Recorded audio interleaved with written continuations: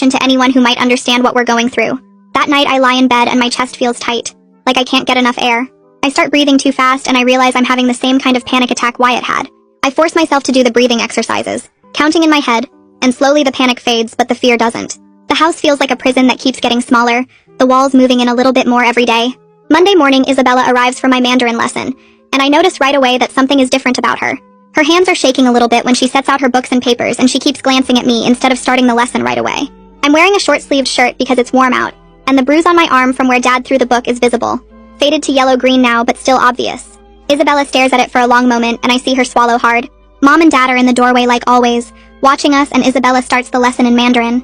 But a few minutes later, Mom says something about needing to check on dinner, and she and Dad both step away from the doorway. The second they're gone, Isabella leans forward and asks very quietly in English if I'm okay. Her voice is so gentle and concerned that I feel tears start to build up behind my eyes. I want to tell her everything, but I'm terrified. So I just shake my head a tiny bit and look down at the table. She reaches across and touches my hand for just a second. And then Mom and Dad come back and she switches back to Mandarin like nothing happened. But that small moment of someone asking if I'm okay in English, someone seeing me as a real person instead of just a language learning project, makes me want to cry with relief and sadness at the same time. On Tuesday during lunch, I slip away from the cafeteria and head to the library instead of eating. My stomach feels tight, but I'm not hungry anyway. I find an empty computer in the back corner where nobody can see the screen from behind me, and I sit down and log into the school system.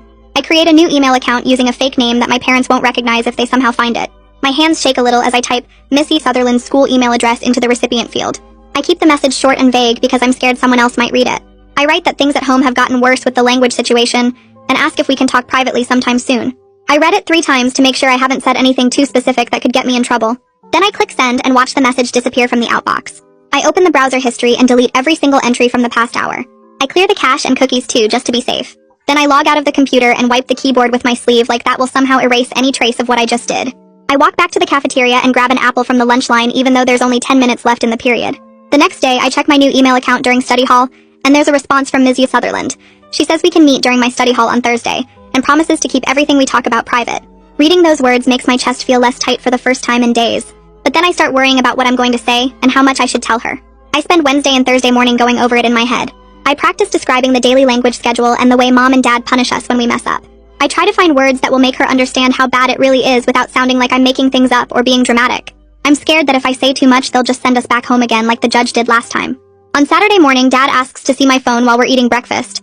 My whole body goes cold because I forgot to delete the email conversation with Miss Sutherland. He scrolls through my school email and I watch his face get more focused as he reads. I reach across the table and take the phone back quickly and say I was just emailing my science teacher about homework. Dad stares at me for a long moment and I can hear my heart beating in my ears. He grunts and tells me to stay focused on languages.